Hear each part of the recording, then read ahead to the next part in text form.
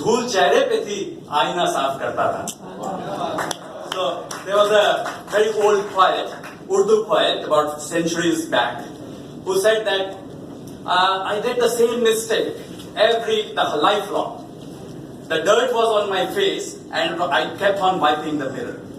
So इसको मैं जुमले को IC में मैंने फिट किया है कि उम्र भर शिवम यही भूल करता रहा. प्रॉब्लम IC की थी, इलाज कुछ और करता रहा. Well, thank you, the organizers and the chairpersons here. I thank Mr. Jajodia for having asked me to speak on this subject. Retrospectively, when I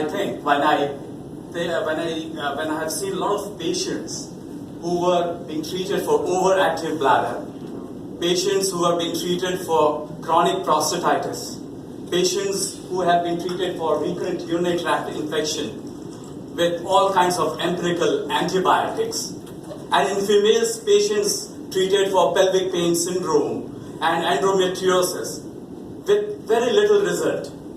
The patients went on getting treatment with very little result and used to suffer a lot. But now I feel that many of these patients could have been actually suffering from bladder pain syndrome and IC. Bladder pain syndrome is actually a disease of extremes. They may have extremely severe symptoms. It's still an extremely underdiagnosed condition. The extremes of etiologic theories are there, beginning from the idiopathic unknown cause to the most fashionable one, which is a crosstalk between bowel and bladder. There is extremes of treatment available, starting from alpha of a vitamin prescription to the omega of a very radical surgery like substitution cystoplasty. And sadly, there is extreme confusion in the medical profession, which is still valid today. So we know typically these patients, when come, they have already seen numerous doctors and specialists. And before they can reach a final diagnosis of IC. So when they reach a particular clinician who can actually diagnose, like Dr. Taneja or Dr. Pandey, it's almost these patients are desperate with pain and frustration. And sometimes this frustration is to the point of suicide. In fact, the quality of life in these individuals is worse than patients who is suffering from end-stage renal disease on regular hemodialysis. And when these patients come to these clinicians, like Dr. Pandey and Dr. Taneja, they get an immense relief. Not because they are relieved of symptoms, but the relief is because at least now they have a name to these symptoms. At least now their problem is taken seriously by the medical profession. And because most of these patients, when used to visit the physicians, they will say that this is something which is in your mind. This is your problem of mind which is being manifested as bodily disorder. So what are the challenges in diagnosis? We know there is no specific investigation which can clinch the diagnosis of BPSIC. And then the restrictive criteria of NIDDK, which was actually a research-based criteria but was taken up by all the clinicians world over as the criteria for diagnosis of IC, was too restrictive, and it almost missed 80 to 90% of the patients. And then this criteria required some painful invasive technique to diagnose, like cystoscopy under general anesthesia and biopsy. So basically, the evaluation of BPS starts with the medical history only. It is actually a syndrome of symptoms, pain, urgency, frequency, and rest of the examination, investigations actually is needed to exclude other diseases. So a physical examination is required for general features to rule out other comorbidities, pervaginal examination in female and a rectal examination in males. And a urine routine with dipstick analysis or a urine culture is a must, because urinary tract infection is probably the most common differential diagnosis in these patients. Avoiding diarrhea has become almost a tool for assessing the lower urinary tract symptoms, and the symptom scales could help us to make a pre-treatment and post-treatment assessment of these patients. So we know diagnosis is basically based on symptoms, and we need to do other investigations to exclude other confusable diseases. And these could be urological disorders like overactive bladder, chronic bacterial prostatitis, gynecological conditions like endometriosis, vulvodynia, vaginitis, and GI disorders like irritable bowel syndrome, inflammatory bowel disease, etc. So the basic investigation is a urine routine examination with dipstick or a urine culture to rule out urinary tract infection. Sometimes special cultures like fungal culture, chlamydial culture, AFB culture could be required in a specific subset of patients. Patients who have microscopic hematuria or those who are chronic smokers would definitely require a urine cytology to rule out carcinoma in situ. Avoiding diarrhea will reflect a typical low volume frequency voiding pattern in these patients, and some of the scales which are in use are O'Leary Sand Symptom Index, pelvic pain urgency frequency score, and because the pain is a central component of the disease, so pain should always be assessed on visual analog scale, and the site of the pain should be characterized and cited by a body mapping, and the typical characteristic of pain should also be noted, because it could be burning pain, it could be heaviness, it could be discomfort, it could be colicky pain, and as Dr. Navita might tell, that these all different types of pain may require different kind of treatment. In imaging, ultrasound is a very simple test which could also be considered as extension of physical examination, and it may definitely help to rule out many of these confusable disorders. So though the AU guidelines do not recommend ultrasound as a routine test, but in GIPS we feel that ultrasound should be done in most of these patients to rule out these confusable disorders. Other imaging investigations like CT, MRI, cystourethrogram, urodynamic study are usually not recommended but may be required in certain patients. There are supportive investigations like cystoscopy, with or without hydrodistinction, that we will come in detail, and the biopsy findings, and there were tests like the potassium sensitivity test and the anesthetic challenge test, which would confirm the bladder as the source of symptoms are now almost obsolete. So, when to do a cystoscopy in these patients? Definitely, cystoscopy is not an initial investigation in most of these patients. It is not a routine test for all the patients. So now it depends upon the clinician's judgment when to do a cystoscopy. So most of these patients who are not responsive to initial therapies, the behavioral therapy, the pharmacotherapy, the intravesical installations, would require a cystoscopy. Some of these patients may have a rapidly progressive symptoms or maybe of having a long-standing disease to begin with. In that case, cystoscopy could be an initial investigation. And some of these patients may have obstructive lower urinary tract symptoms, and in some of these patients who have other confusable disorders we want to rule out, in that case, cystoscopy could be done.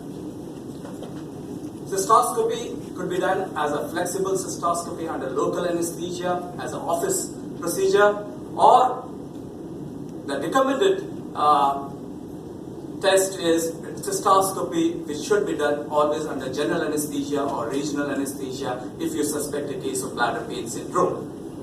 There is another thing which is now coming, which is a narrowband imaging. Our esteemed speaker, next speaker, would speak on this part in details.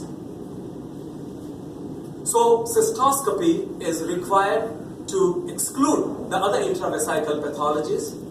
It is also required to assess the actual anatomical bladder capacity. It is required to map the bladder for various stigmata of IC. It is needed to take biopsy if there is a suspicious lesion other than Hunner's lesion. And cystoscopy also gives us an opportunity to perform hydrodistension and ablation of the Hunner's lesion. It also assesses the severity of the disease and helps us in planning the treatment. So the role of cystoscopy is not only diagnostic, it could be therapeutic, it could be as a surveillance measure for monitoring the progress of the disease and for prognostication of the disease. So when we do a cystoscopy, initially under general anesthesia, we first assess the anatomical capacity of the bladder as against the functional bladder capacity which is assessed by the Voiding diary. Sometimes the bladder capacity could be very small, and other conditions can also have this kind of small capacity like tubercular cystitis, carcinoma in situ, or eosinophilic cystitis. So once the anatomical capacity is assessed and the bladder is emptied and it is refilled again, then these glomerations, which are actually a pinpoint petechial hemorrhages, may appear. They may appear in patchy areas on the bladder, or they may be global throughout the bladder. But it must be remembered that glomerations is not a sine qua non for interstitial cystitis. It may appear even in normal bladders. It may appear in patients having radiation cystitis, post-chemo, patients who have chronically underfilled bladder, like in patients on dialysis or with bladder diversion.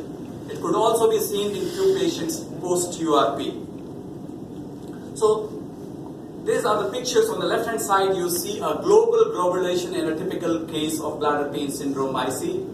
And on the right-hand side, you see the typical Hunner's lesion, which is a reddened hemorrhagic area in the bladder with a central scar with the surrounding radial vessels. And many a times you would find a fibrin deposit or a clot attached to this central scar. And when the bladder gets distended, this scar sometimes will rupture and will cause bleeding and hemorrhage. So these cystoscopic findings could be graded as grade 1 normal and grade 4 with mucosal disruption and bleeding. So once you have found the glomerations, etc., then at the same time you can do a hydrodistension. So it should always be done under general anesthesia, and the pressure should not be raised above 60 to 80 centimeter of water, and at the maximum capacity of the bladder, the fluid can be kept for not more than 2 to 3 minutes. And many of these patients would get early relief, and it may last for 1 month or in some patients even beyond. ESIC has classified this bladder pain syndrome according to cystoscopy with hydrodistension. And they have said that 1A as a normal and 3C as a patient who has a Hunner's lesion and biopsy which shows positive histopathology. So when you find a Hunner's lesion, then we can do the treatment at the same time. Injection triamcinolone can be injected in the Hunner's lesion, or you can resect or fulgurate the Hunner's lesion with a low energy source. Sometimes these patients may not respond to the initial therapies, even with cystoscopy and hydrodistension. Then, as per the guidelines of AUA, the fourth line of treatment is going to be a botulinum toxin Thank injection. I'll take 2-3 minutes more. And the response rate could be 80% relief at 3 months and 24% at 1 year. A repeat Botox is usually required at 6 to 9 months. And as I said, surveillance can be done with repeat cystoscopy for progression of the disease, for stability of Hunner's lesion, and for the capacity changes. It also helps in prognostication. And the problems associated with cystoscopy is these cystoscopic findings are not well described and classified. The glomerations are not very specific only to IC, and these glomerations may be absent even in a classic case of IC. And there is no correlation between the degree of glomulation and the symptoms. Only the Hunner's lesion is very typical of classic IC. Biopsy of Hunner's lesion is not indicated. Only biopsy is done if you find a suspicious lesion other than the Hunner's lesion. This is the typical, so the do's and don'ts of a cystoscopy is that cystoscopy is not an initial and routine investigation in every case. It is not mandatory. Cystoscopy in clinically diagnosed case of IC may be completely normal. It should never be done under local anesthesia, and it should be a focused and planned step. Many a times, the clinician has to be very patient to look inside the bladder, which may be normal initially, but as it gets distended, there may be appearance of globulations. Hydrodistension of bladder may be therapeutic, and it should always be done under low pressure and should be of short duration. Hunner's lesion may be resected or fulgurated, and biopsy is not indicated. So the take-home message is IC-BPS diagnosis is actually a symptom-based diagnosis after exclusion of the confusable disorders. Urine routine and culture should be done in every case because UTI is the most common differential diagnosis in these conditions. Routine ultrasound, in our society we feel that should be done in every case because it rules out many of these confusable disorders. Cystoscopy is not mandatory, but if done, it definitely supports the diagnosis and has therapeutic benefit also. Other tests are usually not recommended. Only in selected cases you can do other specific tests. Thank you. Thank you.